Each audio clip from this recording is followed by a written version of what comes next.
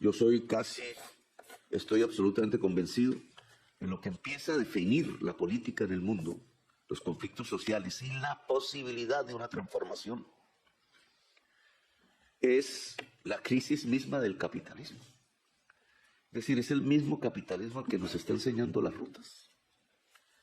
No propiamente nuestra invención, no propiamente nuestra ilusión. En realidad yo no sabría decirles si es preferible apoyar a Estados Unidos o a Rusia, me parece que es lo mismo. Me parece que en el juego de la política mundial realmente no tenemos alternativas sociales. Tenemos alternativas quizás militares, de coyuntura política, de alianzas coyunturales. Pero la alternativa al actual sistema y régimen económico mundial, porque es dominante en todo el mundo, parte quizás sale del mismo capital, porque el capital ha encontrado un límite. Fue lo que dijimos ayer. Los revolucionarios siempre pensamos que cada año había llegado el capital a su límite. Y esa era nuestra creencia. Y por ahí si uno lee los libros de antes, pues se encuentra. Y claro, ya uno, claro, fácil decirlo después. En ese momento no. Pero lo cierto es que no fue así. El capitalismo tiene una enorme vitalidad para superar sus propias crisis. Y ha ido construyendo este mundo de hoy, incluso una utopía del capital, que no estuviera descrita y analizada desde el siglo XIX. Si uno vuelve a los textos clásicos, pues puede entender el mundo de hoy. Sobre todo en esta, que es su principal crisis, la crisis climática. Lo decía bien Alicia Bárcenas, es que la crisis climática rompe completamente el paradigma. Si uno lo mira desde la teoría económica, rompe el paradigma de la creencia de que un mercado libre lleva al bienestar, que es el teorema de Walras, que está en el fondo de toda ideología política de los gobiernos del mundo de hoy, de la televisión, incluso de la cultura de la sociedad. ¿No? La libertad de los mercados nos llevó al punto de extinción de la humanidad, no al máximo de bienestar. Luego se rompió el paradigma teórico. Ahora, esa ruptura de paradigmas mentales, de conocimiento, del pensamiento, indudablemente está anunciando lo que será una ruptura política muy intensa y social en la humanidad que nos toca vivir y a la cual tenemos que prepararnos. En cierta forma, estos ejercicios de gobierno son formas de preparación previa, porque es la extinción de la humanidad lo que se ha puesto en el orden del día. Cuando los europeos se reúnen con nosotros a nivel institucional, que saben qué significa la crisis climática, porque es una lectura y un mensaje que nos ha entregado la ciencia, no los partidos políticos, la ciencia misma, y que anuncia a través de sus teorías científicas la debacle de la vida en el planeta a partir de la acumulación del capital. Pues es ahí que ese es su límite. El capital no puede ir más allá, porque solo habría muerte. La acumulación de capital no podría ir más allá, porque solo provocaría la extinción. Y allí viene una tensión ideológica y política que es la que estamos viviendo. Las tendencias, la creencia, incluso la utopía de pensar que el capital mismo puede resolver el Frankenstein que creó. Esa es la Unión Europea, esa creencia. Si uno escucha esta mañana a la presidenta del Consejo, o de la Comisión, de la Comisión, ella decía algo que me pareció muy interesante, porque ella decía, no es que tenemos que apoyar al capital privado, porque sin el capital privado no podremos resolver la crisis climática. Fue el capital privado lo que produjo la crisis climática. No fue nadie más, no fue África, no fue América Latina, no fueron los socialistas en la oposición, incluso no fueron los gobiernos. El mismo capital en la lógica de la acumulación, la codicia, porque es la ganancia el motor de eso. La maximización de la ganancia maximizó el consumo de carbón y petróleo y por tanto el cambio químico en la atmósfera. Eso no lo dice ya la ciencia y lo podemos articular con conceptos que ya se habían escrito en la economía política del siglo XIX. Se articula y es claro. El cambio químico de la atmósfera es el reflejo de la acumulación de capital. Solo que ese cambio químico de la atmósfera mata hasta el capitalismo, al capitalista más poderoso del mundo, a menos que piense irse a vivir a la Luna o Marte, que parece que sí. Pero mata la vida en el planeta Tierra. Es decir, que estamos ante una discusión pues muy interesante si pudiéramos verla desde lejos, pero que nos implica a todos vitalmente. La discusión entre la vida y el capital. Marx hubiera dicho entre la clase obrera y el capital, pero creo que hoy la contradicción se colocó fue entre la vida y el capital. Y por tanto es una contradicción imposible. Si acaba la vida, acaba el capital, punto. Y como nosotros queremos la vida, y ahí donde se puede construir la alternativa, como la humanidad, no creo que se deje extinguir, porque hasta nuestros instintos más animales internos van a reaccionar en favor de poder seguir vivos y procrearnos, porque esa es la tendencia humana y animal que somos. Pues entonces va a haber un enfrentamiento, y está habiéndolo, con el capital. El tema de la crisis climática a mí me parece que está demasiado discutido y debatido en la institucionalidad. De presidentes que no pueden tomar decisiones, de poderes públicos que se castraron hace tiempo, disculpen la palabra, se autoeliminaron a través de todo el periodo del neoliberalismo, que es porque el neoliberalismo trataba de eso, de disminuir el poder público. Y ahora un poder público disminuido, endeudado, sin capacidades de planificación, incluso en la principal economía del mundo, los Estados Unidos, tiene que acometer la tarea de solucionar el Frankenstein del capital.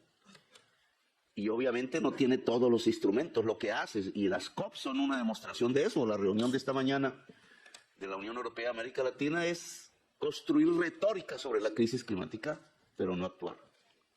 Matemáticamente se podría demostrar si hay la posibilidad de un capital verde, como se insinúa, que es emisiones o niveles de gigas de energía limpia producidas en un año y de energía sucia o fósil.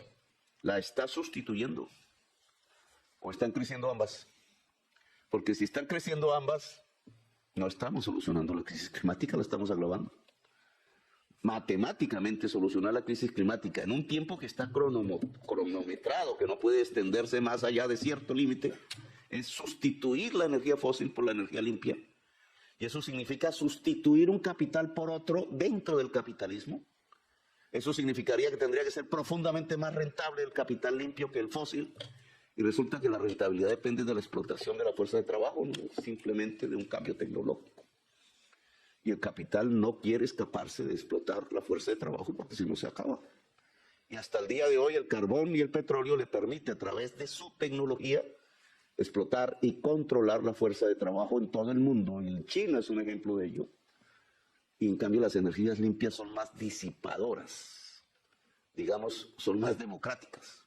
Es que se puede producir energía limpia desde una casa, desde la casa de un obrero de hoy.